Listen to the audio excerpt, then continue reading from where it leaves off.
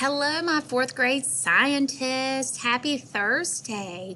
I'm just setting up this reminder that today in science, you're going to be doing a science experiment where you are going to have a glass, water, and an ice cube.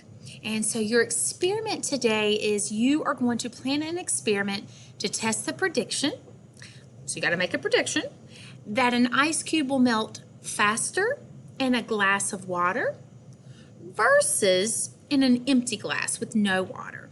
So after you do your experiment and you find out if your prediction was right or wrong, then you're going to write about it. And on today's assignment, it says be prepared because tomorrow, meaning Friday, we're going to have a Google Meet so you can talk to me about it and tell me what happened, if your prediction was right or wrong, and if you had to change anything.